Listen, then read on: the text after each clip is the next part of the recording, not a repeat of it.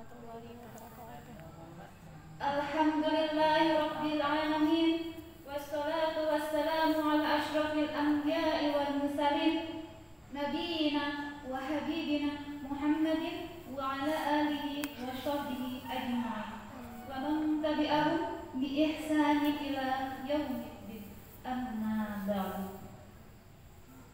Yang terhormat Bapak Kiai Haji Ihsanuddin Muslim LCMPDI, yang terhormat Ibu Nyai Hajah Sultanah selaku pengasuh Pondok Pesantren Minal Ummah yang kita cintai, dan yang terhormat ibu-ibu sekalian yang sempat meluangkan waktunya untuk hadir di Masjid Darussalam pada sore hari ini, beserta teman-teman seperjuangan, santriwan, santriwati yang insya Allah selalu meridhoi. Segala puji bagi Allah, Tuhan semesta alam, yang mana Allah Subhanahu wa Ta'ala telah menciptakan 7 lapis langit tanpa tiang dan menciptakan 7 lapis bumi tanpa genteng. Dan kita umat Nabi Muhammad SAW bernaung padanya.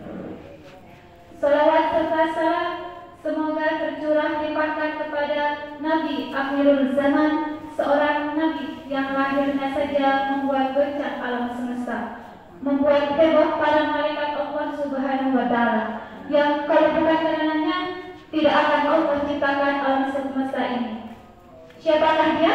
Tidak lain dan tidak bukan, yaitu Nabi Muhammad Sallallahu Alaihi Wasallam.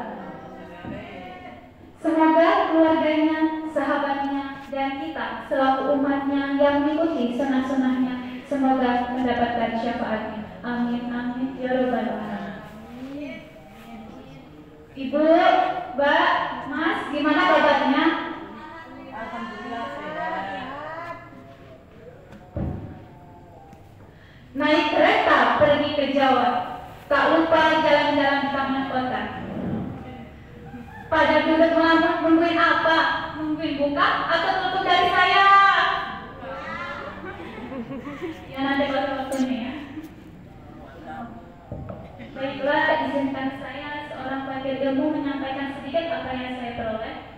Dan saya juga masih baru belajar ya Bu, tentunya masih banyak kurangnya. Dan semoga apa yang saya sampaikan ini bermanfaat untuk kita semua. Baik, tema kali ini yaitu pentingnya husnuzon. Apa itu husnuzon? Ada yang tahu nggak? Ibu tahu husnuzon itu apa? Ya benar, husnuzon itu berprasangka baik. Lalu apa antonimnya husnuzon? Kalau kata dari husnuzon, seuzon atau berprasangka buruk. Ibu-ibu, mbak-mbak, ibu-ibu, mbak-mbak, dan mas-mas sekalian, sebisa mungkin kita harus bisa menanamkan sikap husnuzon atau prasangka baik dalam diri kita, dalam konsep apapun itu, dalam hal apapun itu. Husnuzon kepada Allah, husnuzon kepada takdir Allah, maupun husnuzon kepada sesama manusia. Gimana tuh caranya agar kita bisa husnuzon, agar kita bisa berprasangka baik sama orang lain? Nah, di sini ada 2 poin yang akan kita bahas sama-sama. Cara yang pertama yaitu jangan langsung disimpulkan. Ada yang tahu apa yang jangan langsung disimpulkan? Jangan langsung disimpulkan. Kalau seandainya kita mendapatkan suatu kabar, berita, atau sesuatu yang sekiranya itu membuat kita tidak nyaman. Misalnya ibu-ibu, mbak-mbak, dan mas-mas dapat pesan notifikasi atau kabar-kabar dari sosmed dalam bentuk teks atau chat dan lain sebagainya dari orang yang dikenal maupun tidak ya, yang mungkin isinya itu membuat kita nggak nyaman, kita kurang suka gitu mbak, bu, mas, entah itu gosip terkini atau kabar-kabar lainnya. Terus gimana respon kita dalam hal itu? Ya tanggapan kita tuh gimana? Jangan langsung direspon, jangan langsung dibalas bu, mbak, mas, jangan langsung bilang wah bener ini, wah kabar berita ini bener ini, jangan langsung begitu. Tapi tunggu dulu.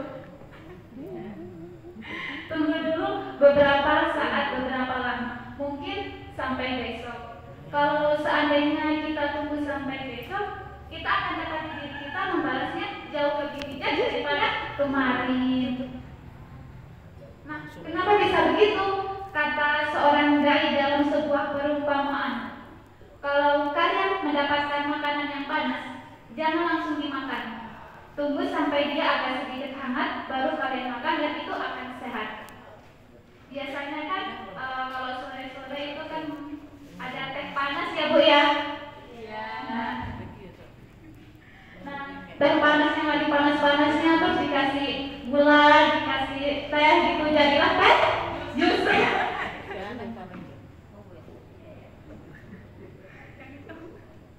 Kalau bisa teh jus nih, teh jus itu apa?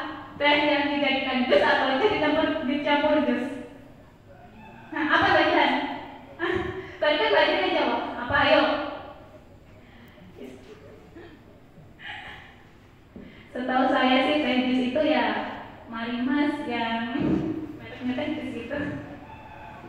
Nah, begitu kalau misalnya kita dapat teh panas itu, jangan langsung diminum, tapi kita tunggu beberapa saat sampai tehnya itu mungkin agak hangat, baru kita minum. Kalau seandainya tehnya lagi panas-panas langsung kita minum, yang pertama kita akan celaka, yang kedua orang lain akan celaka. Kita akan celaka karena kepanasan, orang lain akan celaka karena kita salah-salah minum. Siapa ini yang tehnya panas banget gitu. Ya kan misalnya kan Bu, kalau misalnya udah buka gitu kan, pengen cepat minum gitu kan, pengen panas sekali gitu. Begitu juga dengan ucapan Bu, Mbak, Mas, kalau misalnya kabarnya panas, terus kita juga ikut panas gitu, terus disatuin, wah jadi kebakar tubuh, jadi tubuhnya kita sedikit sampai dingin gitu. Kalau kita membalasnya dalam keadaan dingin kan jadi enak tubuh, Mbak, Mas. Siapa tahu setelah kita tunggu berita itu terjelaskan dengan sendirinya, muncul penjelasan-penjelasan yang tidak kita cari. Akhirnya tadi kita nggak sempat menyimpulkan yang negatif kan Bu, Mbak, Mas. Nggak sempat berusaha sama orang lain. Kalaupun tidak terjelaskan dengan sendirinya, setidaknya masalahnya, problemnya itu udah pecah dengan hal-hal lain. Mungkin tiba-tiba Allah kasih rezeki lupa, besok sudah nggak sempat dibahas lagi. Ya intinya carilah celah agar kita selalu baik sangka sama orang lain, tidak cepat-cepat menyimpulkan sesuatu yang buruk kepada orang lain. Tapi banyak kadang-kadang sangka itu datang dengan sendirinya dan kita sengaja. Nah, maka dari itu Mbak, Mas, gak mungkinlah kita pengen dengan sengaja bersama sama orang lain. Itu cuma was-was. Was-was itu apa? Dari setan. Nah, kenapa kok bisa setan? Ayo siapa yang tahu? Kenapa kok bisa setan? Apa tadi? Ya karena dia setan. Memang begitu tugasnya untuk menggoda. Terus kalau pas kita ada sesuatu yang gak enak di pikiran kita, langsung Auzubillahiminasyaitonirrajim, aku berlindung kepada Allah dari godaan setan yang terkutuk, dan jangan diperturutkan prasangka buruk tersebut. Masa agak ulang menit. Begitupun dengan prasangka buruk dalam hal lainnya, apalagi seuzon kepada Allah. Kadang kita nggak menyukai sesuatu hal, tapi sesuatu hal itu yang kita tidak sukai malah terjadi dalam kehidupan kita. Terus kita simpulkan bahwa Allah sebenarnya apa sih? Aku tuh nggak mau yang ini, aku itu nggak adil deh, nggak ngerti banget sama perasaan. Nah, akhirnya kita nyalahin Allah. Patang bulu itu yang buka pakai patang bulu songo, satu siji, satu setengah, satu papat, satu lima. Aku ngerti. Siapa tahu ibarat sesuatu yang kita tidak sukai itu simpan kebaikan di dalamnya. Bulan Jepang Bopel bulan Jepang Bopel dengan 1, 2, 3, 4, 5, 6, 7, 8, Bukankah Allah mengatakan dalam hadis terus kursi, aku bergantung prasangka bahu. Jadi apapun yang terjadi dalam kehidupan kita, karena SpongeBob sing ya ini dadikan susah aja, berprasangka baik aja, pasti ada kebaikan gitu. Nah, ngopo? Iki sing gue mancing ketok iki. Sing Ayo Mbak, Mas, saya punya cerita ini pernah ceritakan sama saya waktu saya sekolah sama guru saya. Ceritanya itu begini Bu. Dulu ada seorang pemuda yang bekerja di sebuah perusahaan. Suatu ketika ada urusan penting yang mengharuskan pemuda ini pergi ke kota untuk menghadiri rapat yang berkaitan tentang perusahaan pekerjaan tersebut. Biayanya meliputi ongkosnya, biaya tiketnya, tiket pesawatnya itu semuanya sudah dibayarkan sama atasannya. Jadi pemuda ini tidak OTW aja gitu Bu, nggak menanggung apapun. Nah, tibalah di hari yang sudah ditentukan. Akhirnya berangkat pemuda ini ke bandara penerbangan. Tapi pas ternyata macet Bu, Mbak Mas. Mau dikarenakan macet ya pemuda ini harus menunggu. Merasa gelisah, takut kehilangan, takut ketinggalan pesawatnya. Beberapa saat setelah itu, setelah mungkin lalu lintasnya itu sudah nggak macet lagi, 12 menit. ada kendala lagi nih Bu. Tiba-tiba ada seorang bapak-bapak yang menghentikan mobilnya. Bapak ini minta tolong kepada si pemuda dikarenakan motor yang dikendarai bapak tersebut bocor. Pemuda ini merasa nggak tega, akhirnya ditolonglah bapak tersebut. Singkat cerita, beberapa jam setelah kejadian itu, sampailah pemuda tersebut di bandara dengan keadaan berburu tergesa-gesa. Ketika pemuda itu sampai di bandara mau masuk gitu Bu, Mbak Mas, tiba-tiba pesawatnya itu udah terbang duluan, bye-bye, ditinggal, belum sempat masuk. Akhirnya pemuda itu kecewa. Ia melampiaskan kekecewaannya dengan amarah. Ia mengatakan, aku ketinggalan pesawat ini pasti gara-gara nolongin orang. Kenapa bisa begini ya Allah? Bukankah engkau mengatakan jika kita melakukan kebaikan untuk orang lain, sebenarnya kebaikan itu untuk diri kita sendiri. Tapi di saat aku membantu orang lain, kenapa aku yang rugi ya Allah? Pemuda ini seuzon sama Allah, seuzon buruk sangka sama Allah. Karena menurutnya rapat itu sangat penting. Akhirnya pulanglah si pemuda ini dengan perasaan yang diselimuti amanah. Setibanya di rumah, beberapa jam setelah itu terdengarlah sebuah berita di televisi mengatakan telah terjadinya kecelakaan. Nama pesawatnya ini hari ini jam sekian, tanggal sekian dan lain sebagainya. Usut punya usut, ternyata ya, pesawat yang jatuh itu pesawat yang akan dinaiki sama si pemuda tadi, tapi nggak jadi gitu loh. Dengan begitu, si pemuda merasa malu pada Allah karena telah bersangka dan merasa bersyukur atas apa yang telah Allah nyatakan sebab masih menyelamatkannya.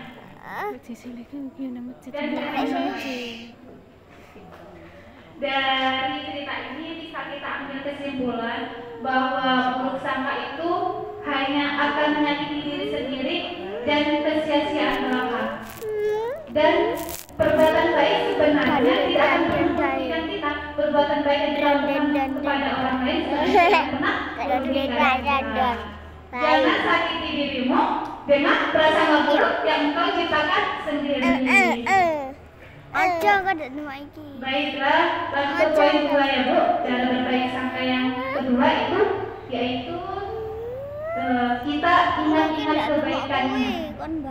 Karena kalau kita nggak pernah ingat kebaikan orang lain, agak susah ya Bu buat memikirkan bahwa dia sebetulnya itu nggak ada maksud apa-apa. Kalau menurut orang baik, orang jujur, begitu ada orang lain bilang, kemarin dia ngomongin kamu loh. Masa sih?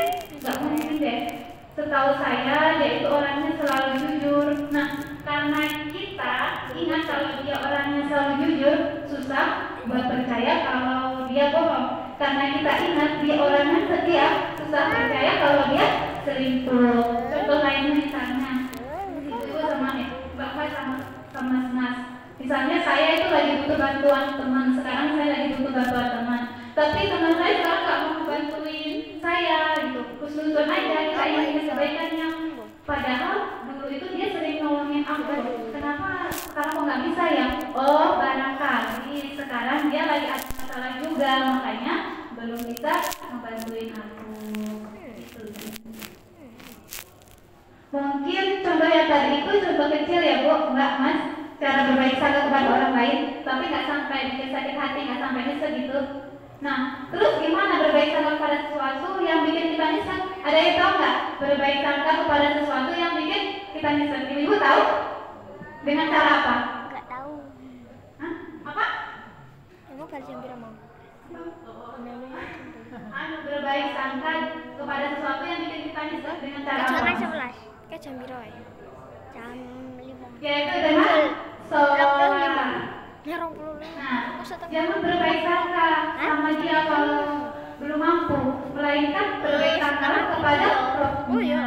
Tapi kalau yang juga nggak bisa ya Bu, ya sudah nggak ada harapan lagi. Cara berbaik sangka kepada Allah gimana dengan orang? Misalnya kita berdoa, ya Allah, saya nggak tahu apa yang terjadi. Saya serahkan urusan dunia kepada Engkau. Engkau pasti nggak akan mengerjakan saya. Nah, ini Ibu nggak Mas cara berbaik sangka kepada Allah. Akhirnya modalnya tawakal, berserah diri, supaya kita nggak ngikutin prasangka buruk kita ya, bikin kita Arab Saudi.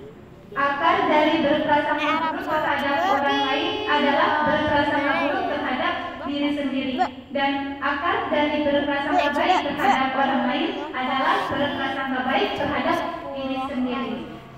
Mengapa seseorang berburuk sangka terhadap orang lain? Ada yang tahu nggak? Bapak ada yang tahu nggak mengapa seseorang itu bisa berprasangka buruk sama orang lain? Saya kita nang Arab kamu lagi. Mas ini. Saya ini Kata Syekh Mustafa Az-Zibai, beliau mengatakan, karena dia membayangkan kalau seandainya dirinya menjadi orang yang disangkai tersebut, maka dia akan melakukan keburukan itu. Begitupun sebaliknya bagi orang yang berprasangka baik. Contoh misalnya beliau, lah pengini ra puasa. misalnya saya itu melihat balihan, melihat balihan itu lagi duduk di tempat yang sepi sendirian lagi. Terus saya berusaha mau balihan. Ngapain ya duduk sendirian di tempat yang sepi? Wah, balihan ini jangan memojok sama mas-mas nih.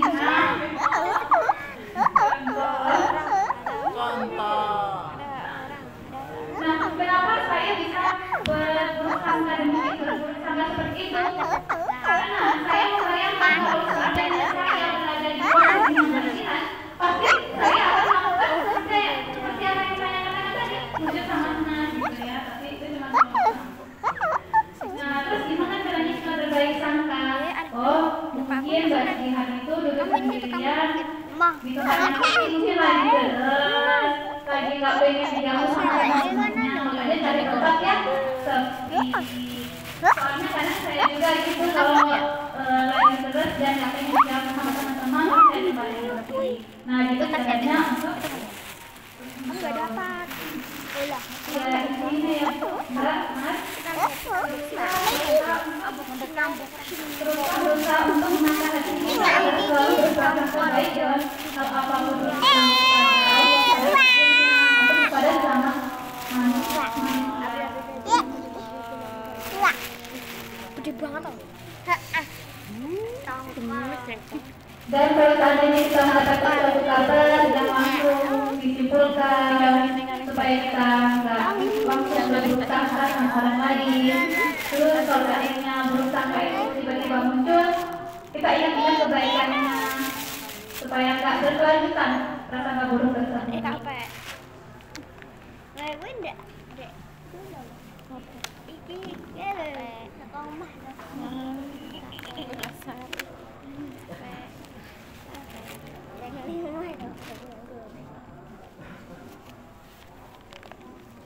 Ini gak kapan? Ini gak kapan?